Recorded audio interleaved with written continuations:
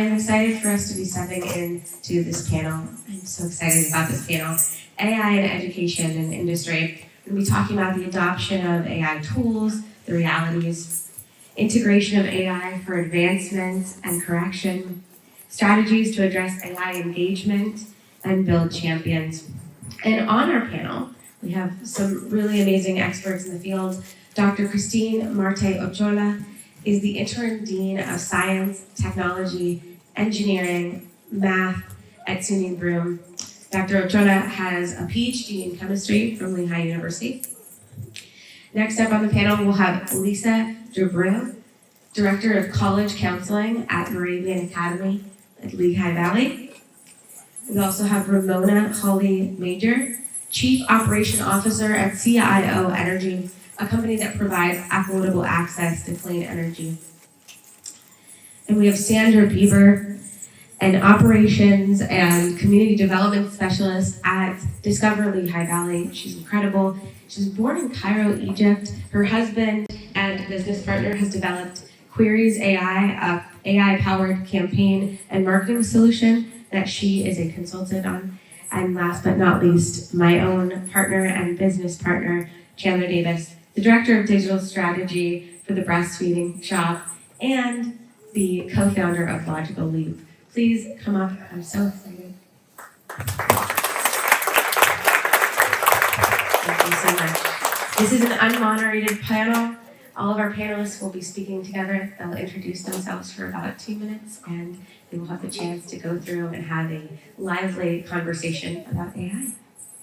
Thank you, Embrace. Good morning, everyone. It's a beautiful day out there.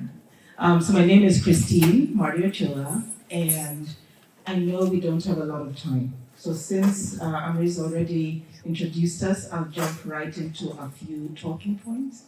And just to give you a little bit of how we are looking at running this show, we're each going to speak a little bit about our focus area, and our hope is that this is interactive. And so our goal is to use less than half the time we've been allotted to speak, and then the rest of it is passed on to you to ask us questions, okay? So I'm Interim Dean of STEM, and I would say that where AI has shown up for us within higher ed, which is the path I'm going to stay on for now, is I would say along 3 paths, all right? So first, as an administrator, when we are working with faculty members and staff, and the question comes up around AI, and faculty members start to ask the question, should we have a policy preventing everyone from using things such as generative AI?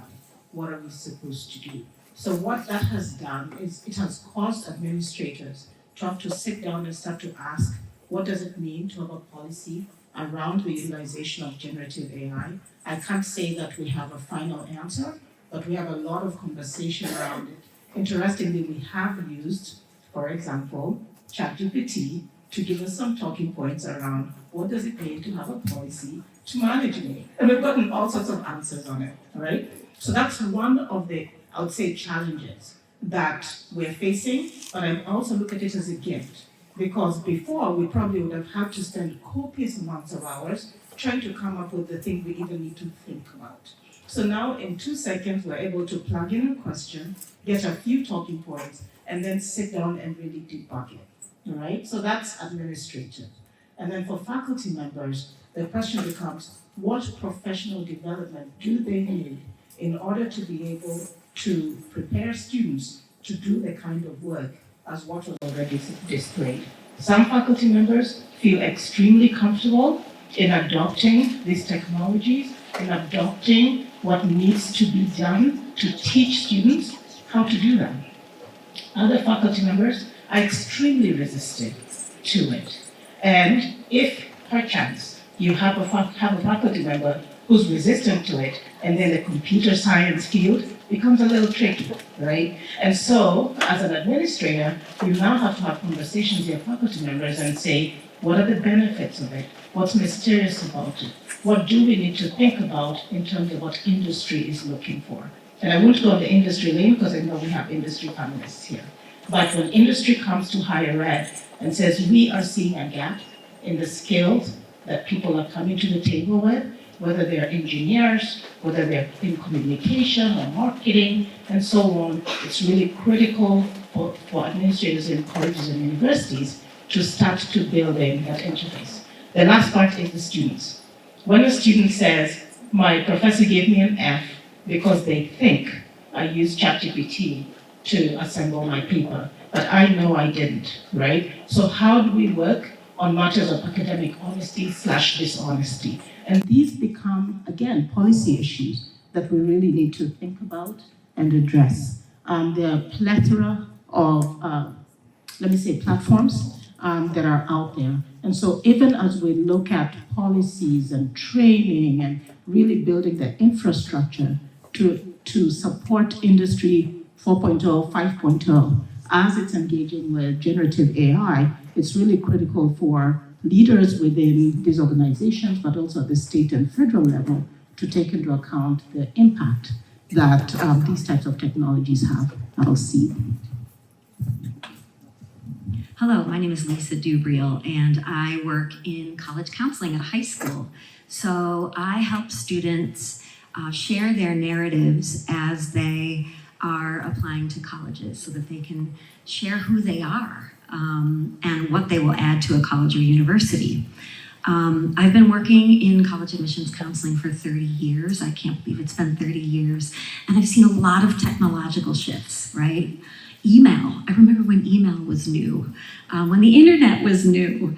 I think one of my favorite things as a college admissions officer was when Google Maps, or when we could actually use GPS to get from place to place.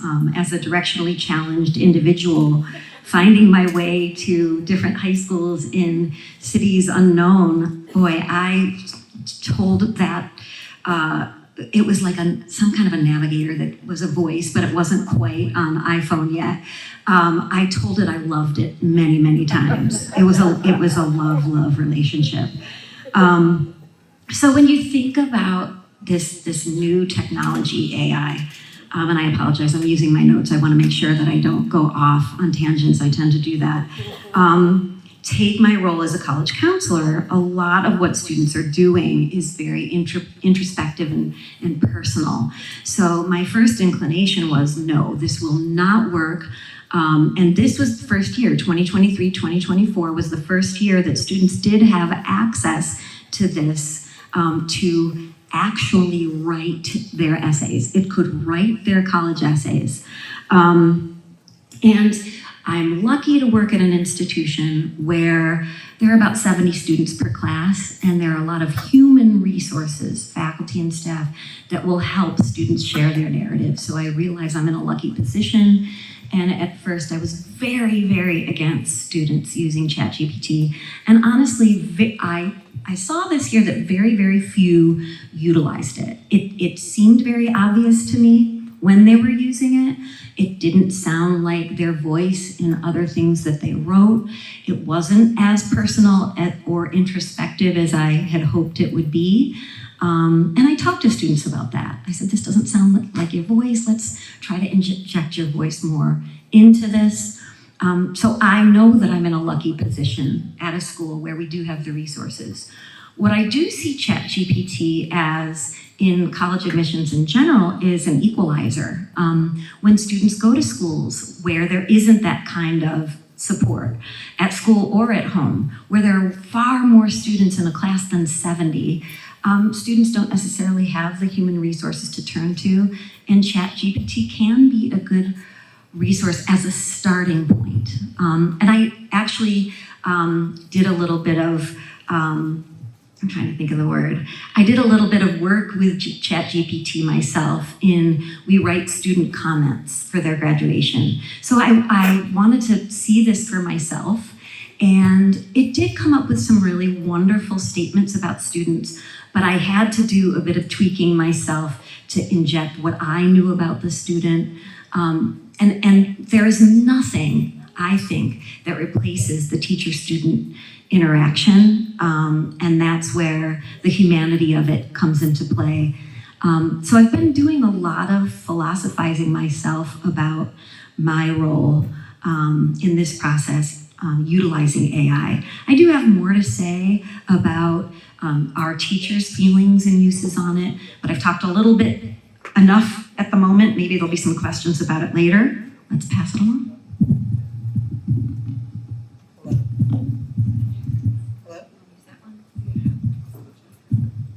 Good afternoon.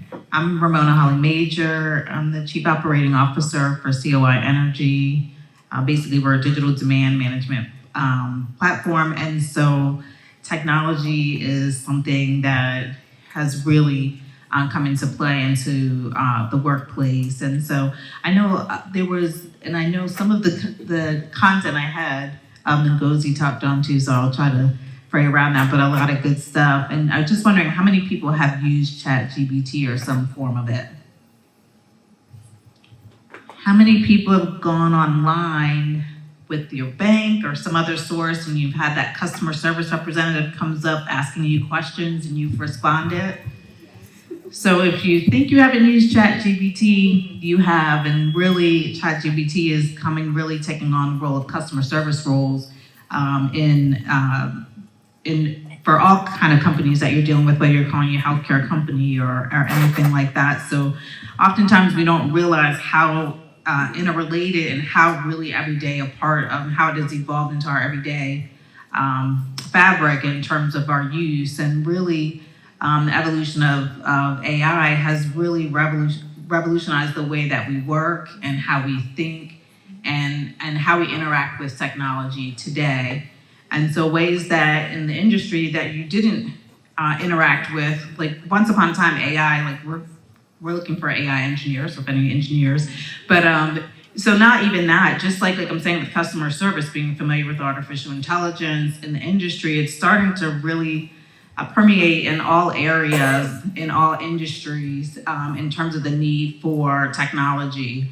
One of the things that we work on and I have a lot of interaction with is climate crisis. We know it's real. I hope we know it's real.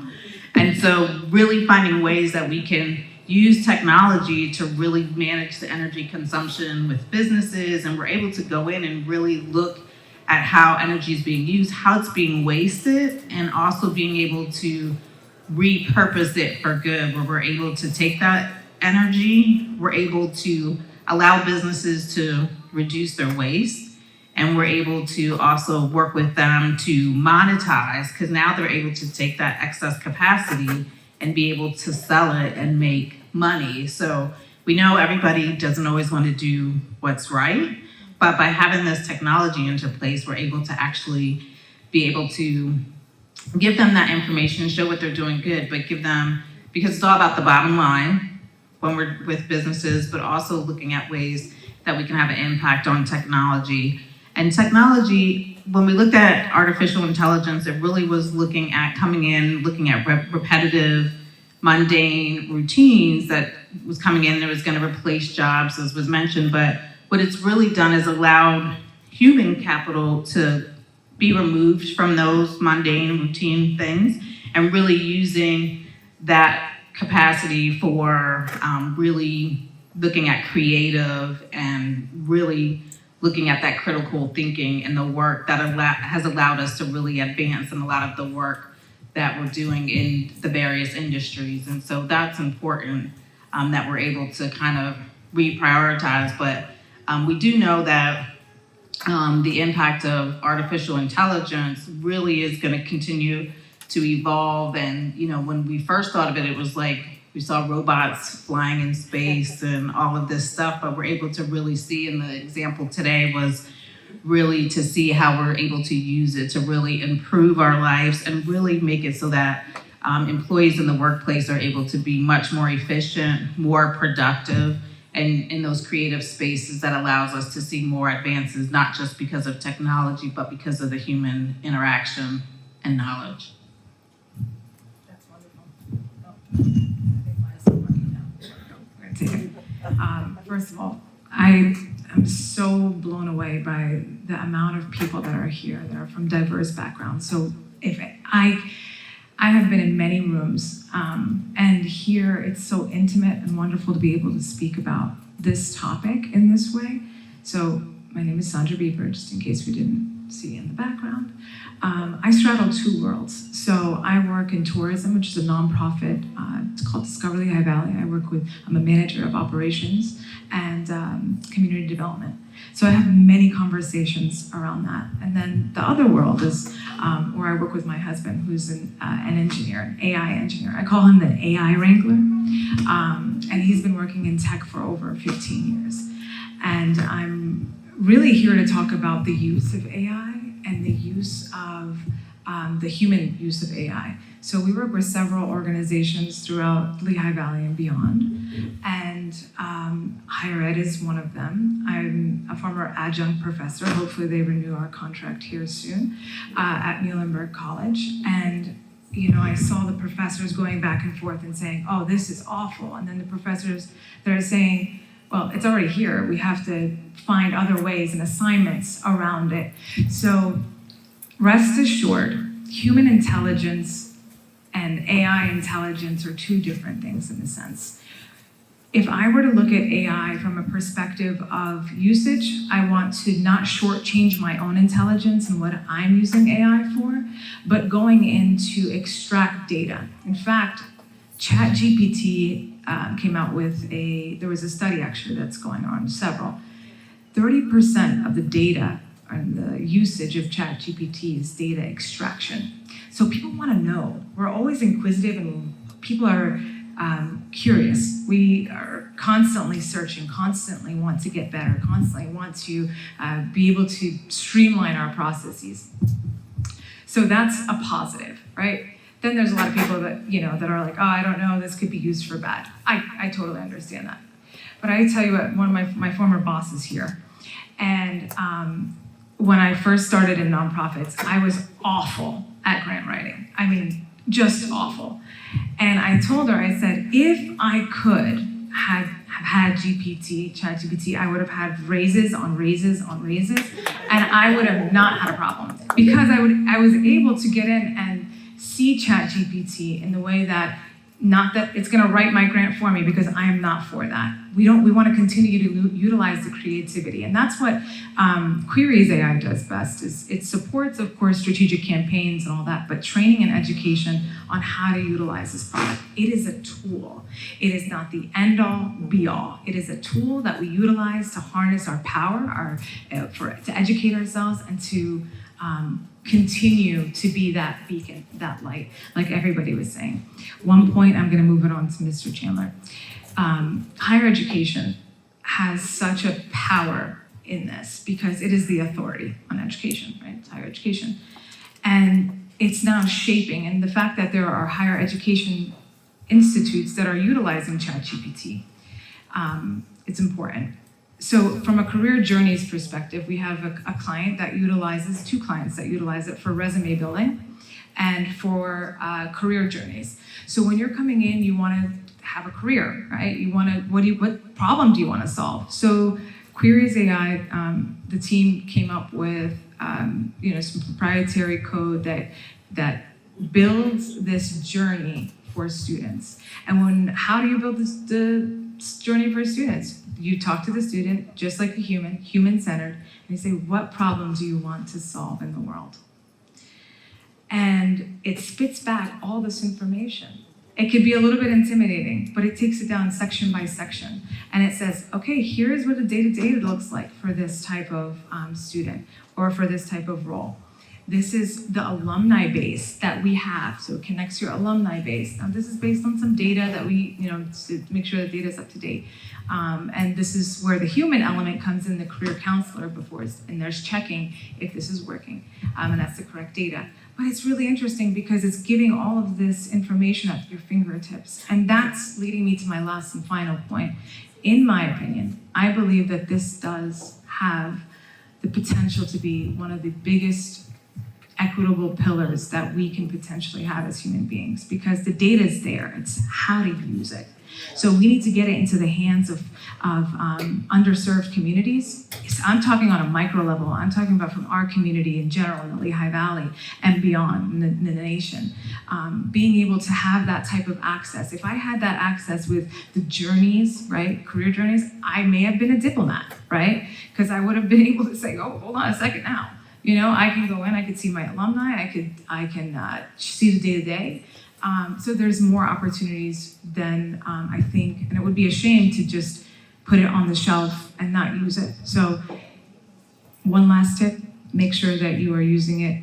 It takes 90 days to learn something, right? So utilize it every day. Don't be afraid it's gonna spit 100 things out at you and you're gonna get overwhelmed at first, but it's all part of the process. So thank you all. Hi, it's actually working. My name is Chandler Davis.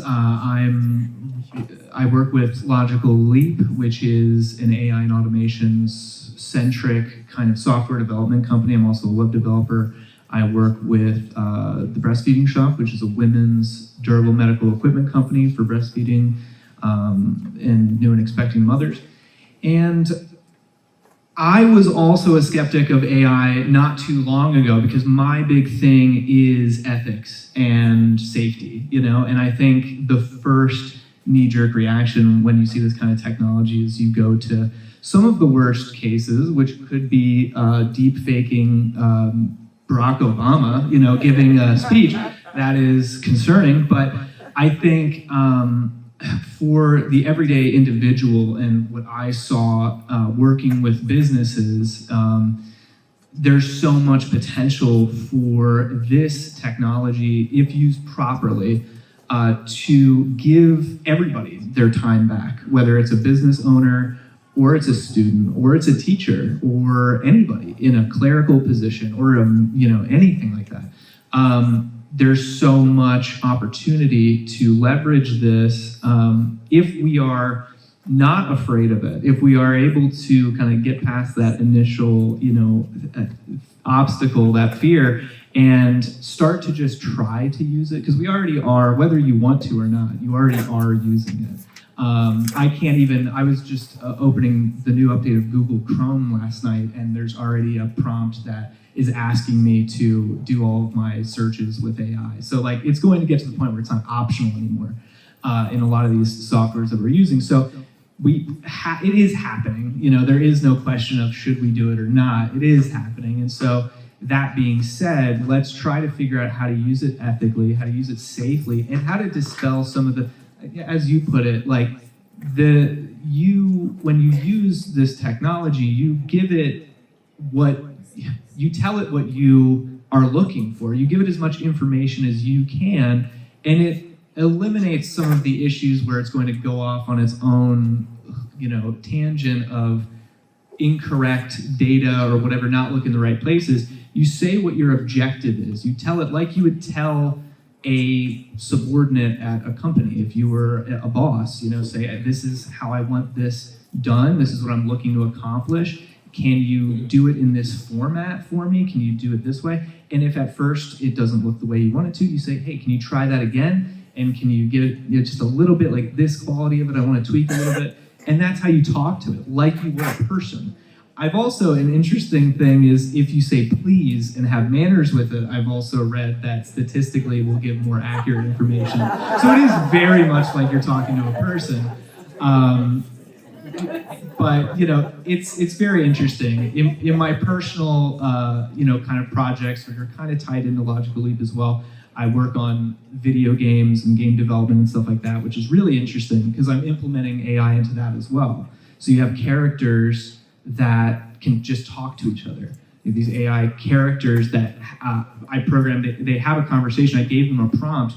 They discussed the conversation in that prompt that I gave them initially, but what was really interesting, without me telling them to do this, they started to segue the conversation and start to talk about other things and ask new questions and formulate their own kinds of opinions and tangents. And so fascinating. Like, imagine the level of entertainment that can be changed with this kind of technology. I also used it for concept arting in pre-production, for another project, to generate concept art, which was amazing. Once you get it through those initial prompts of understanding what you're looking for. So there's so much that can be done with it. I understand the ethical and moral and safety implications of it, and that's something we always need to be keeping an eye on, for sure. And so it takes everybody in this room, not just the people who are making the software to understand it, but the end user to understand it on a deep level as well, so that we know how to leverage it properly. So I could talk for I'm sure, I'm really interested to hear your questions and really talk about it. I think there's a lot of really cool stuff that can come from that. So just a quick check, Amrez, how many minutes do we have remaining so that we can plan for Q&A? Absolutely. So we have 5 minutes left. So with these 5 minutes, I think we're going to take about 2 to 3 questions, and let's center this around maybe one question having to do with education, implementation, maybe some of the myths, where we're headed, how to do this ethically, and one centered around integration, custom code, how exactly we're supposed to use AI within a specific organization. So we'll take one of each type of question from whoever is most interested. Yes. So we understand is that artificial intelligence is not going anywhere. It's being integrated in everything that we do, and I know that we have ethical concerns, but it's the data. It's gonna we have to it's using it correctly. But as it's going into, how do we inject that into the education? How can we work with the higher education, with our community, because it's important to now put social media literacy into our curriculum, or develop ways to really pull up that STEM to make it more available to the underserved, to the inner city, to develop that, because right now there is a big cry for that in this space. It is very niche, but how do we get that? So how can we develop and work with education, with the schools and with our community to develop that? So I'll take that question. I can start it and then someone else can follow up there. I would say maybe 3 things on it. The first, like I mentioned earlier, is working. So at the higher ed level, it's beginning to work with faculty members to look at their curriculum and really investigate to what extent have they updated their curriculum to incorporate new technologies, to incorporate new ways of teaching some of this content. And what we're finding is that in some instances, it does require incentivizing faculty members to shift from their familiar, because if someone's been teaching for a long time and they can literally just wake up and run into class and do it like they've always done, and now they need to incorporate this new thing, which may be philosophically, they may not have been adopted yet, it can be very challenging. So having resource centers for faculty members to start to play with this type of technology, develop a significant level of comfort with it, and then incorporate it into their curriculum is one way to do this.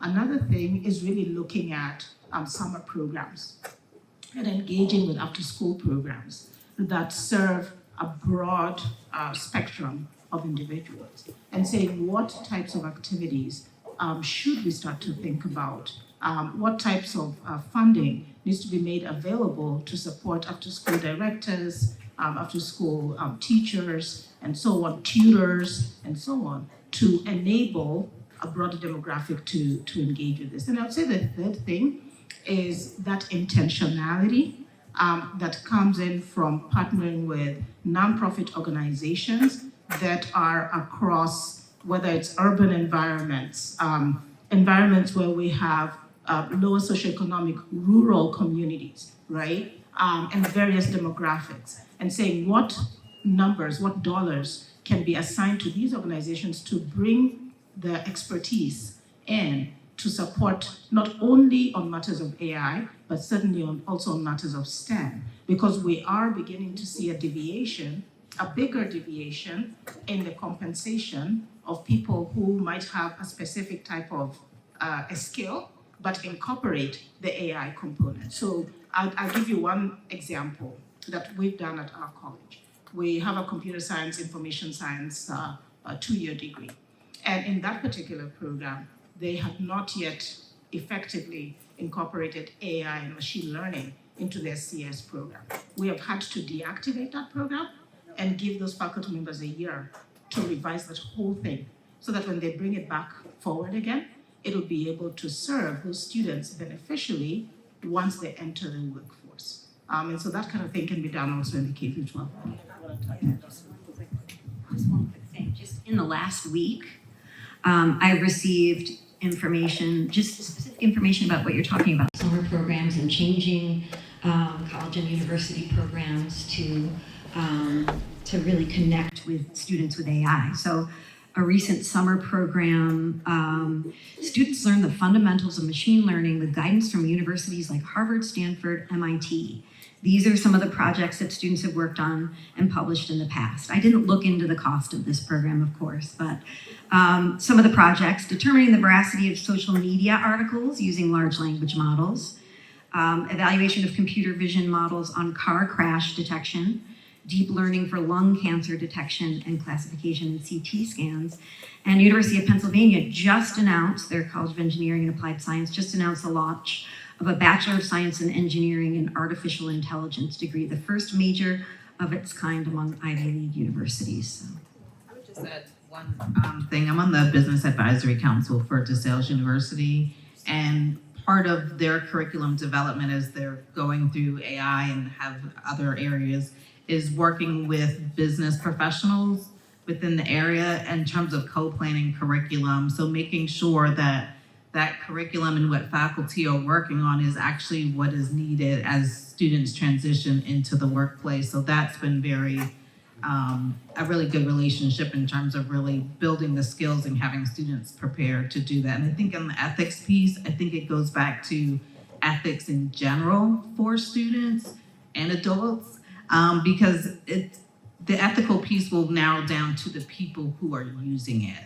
And so if we have people without ethics using it, it's going to be used for purposes not good. And so I think it's important that we continue to have ethics education in higher ed as well.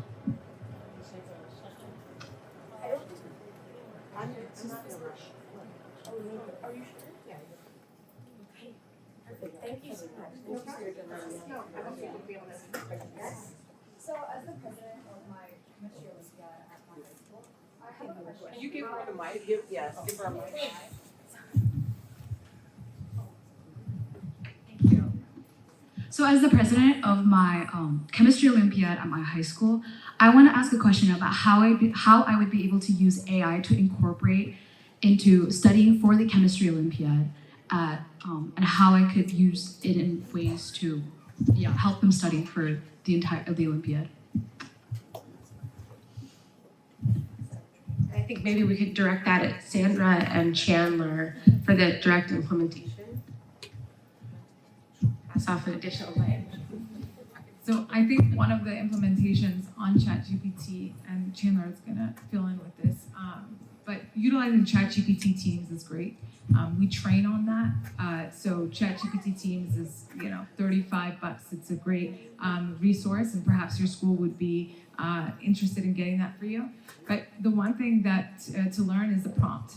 Learn how to prompt to ChatGPT. Command it to say, look at the web, right? Command it to say, well, please and thank you, of course. Can't miss that. I teach my little ones, please and thank you. Now AI is doing that. So I will say that. And the one thing too, before we forget, is the human element, right? Never forgetting how to train in the human element. So bringing all of that and thinking in the creative prompts in your mind, putting that in there so that they're able to, to get the product and get the knowledge base in the way that you need it to. Yeah, definitely. Piggybacking off that, tell it what your objective is. So explain the event to it. Explain what the goal of the event is. Give it all of that groundwork like you would, if you had to explain to anyone else. If they had no idea what this was, explain it like they have no idea.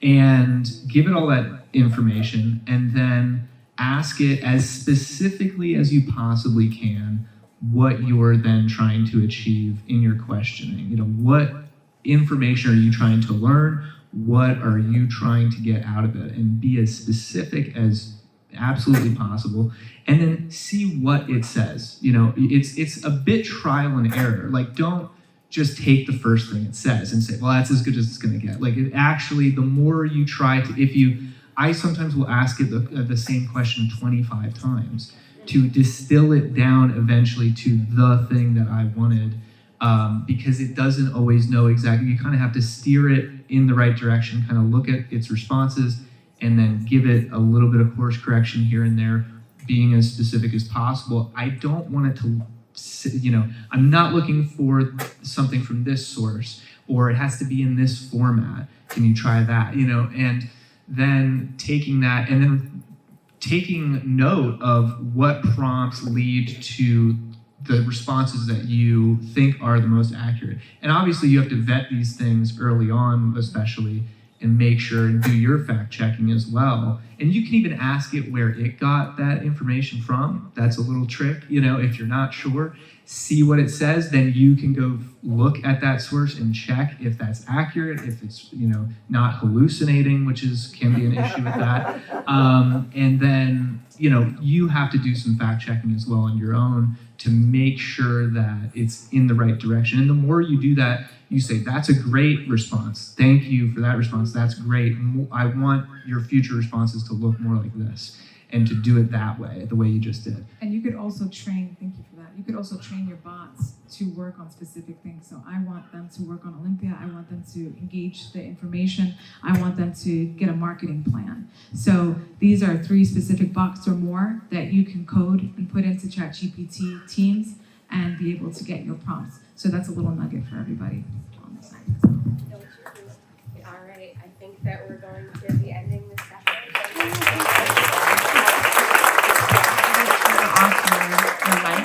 You could sit down in your seats.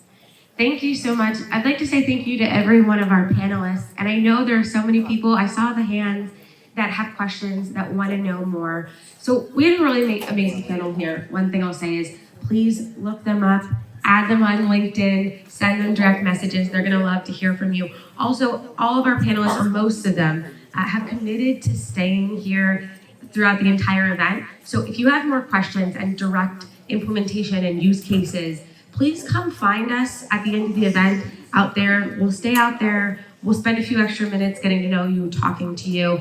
Our first 3 panelists, the first 3 women, are gonna be great ones to go to if you have questions about how I'm supposed to implement just AI within my organization, if it's educational, and how I'm supposed to deal with the communications and politics of wanting to implement this. And then talking to people that own their own companies, like Sandra and Chandler, are going to be really great if you want to get started in building your website and building your bots and knowing how to get your marketing and saving time and everything like that. So those are going to be the best people to talk to after this event. I'm so thrilled. Please hold those questions, write them down if you have to.